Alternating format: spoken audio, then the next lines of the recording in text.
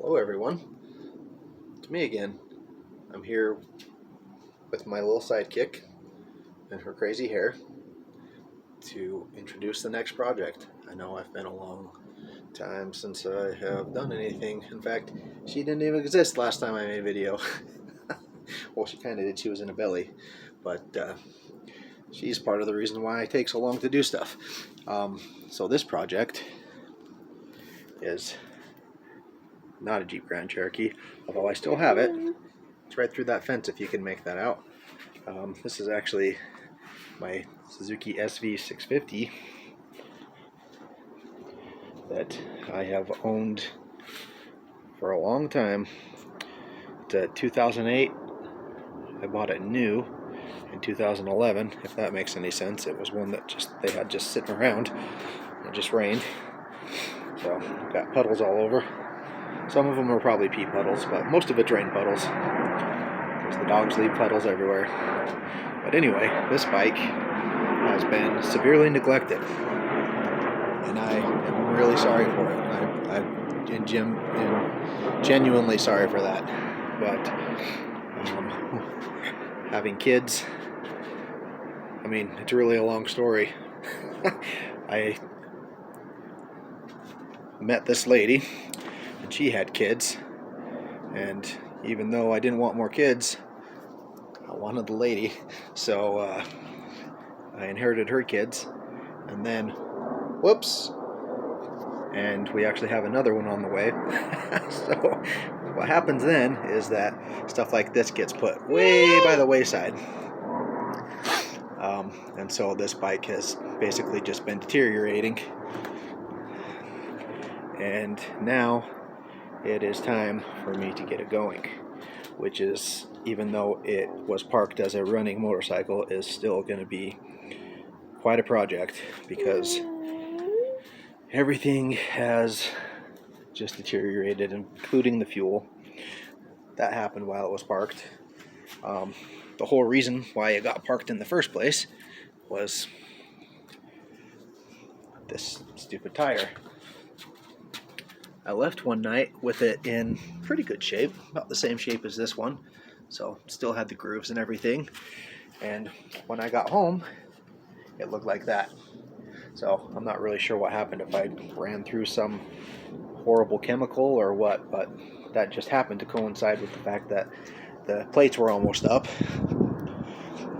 And so I just kind of parked it in underneath here, and then it got surrounded by stuff, as you can see, and just kind of got forgotten, because I couldn't really go anywhere on it anyway, because I had all these kids, these tiny terrors.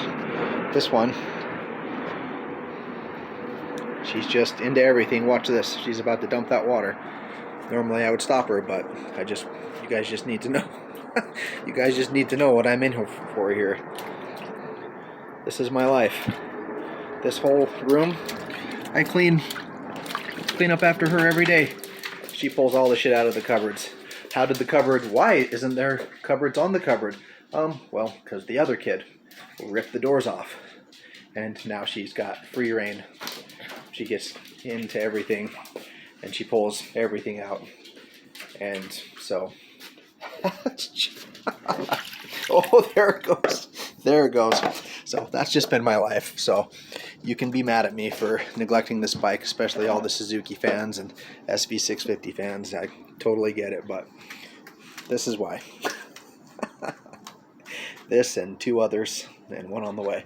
So anyway, what do I think I'm going to have to do to this bike?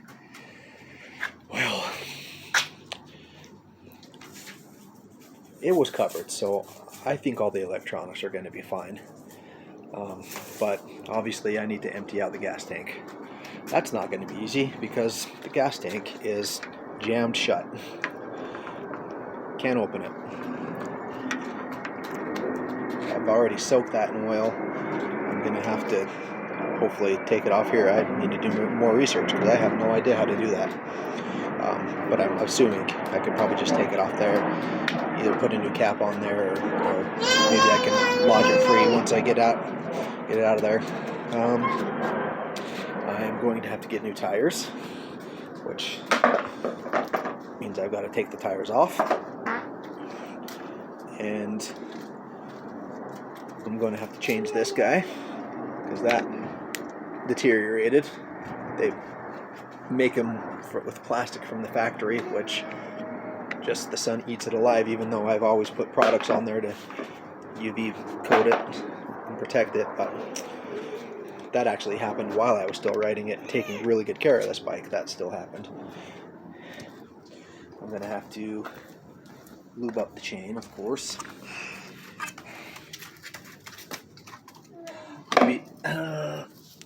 Maybe replace the chain. It's the first time I've actually taken a hard look at this. Jeez. Maybe replace the chain, which that would give me a good excuse to put a quick acceleration kit on there. Change the sprocket. And obviously change the oil. And I've got a new battery.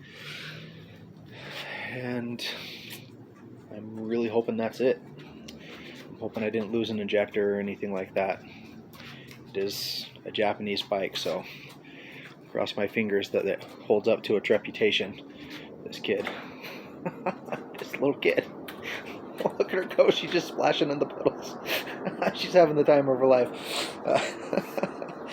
But hopefully other than that, and then register it, I have to pay for 3 years of registration because that's how long it's been since I registered it. It will be me. Oh, what happened? Uh-oh. I had to pause for a second because she smacked her lip on that.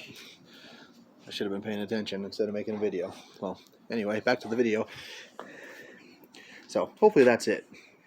I'll try and make videos of as much as I can for anybody who's maybe wants to do a project like this and needs to know what happens when it sits for 3 years. It's going to be something. I mean, I've done it before. I restored it, or at least got running, a 1954 Oldsmobile that had been running for, oh man, probably 20 years when I when I got it running. So not the first time I've done anything like this, but it's the first time I've done it on a motorcycle. So it'll be a learning experience for me, and hopefully I can pass that on to you and start making videos again. Alright, well, that's it for this one.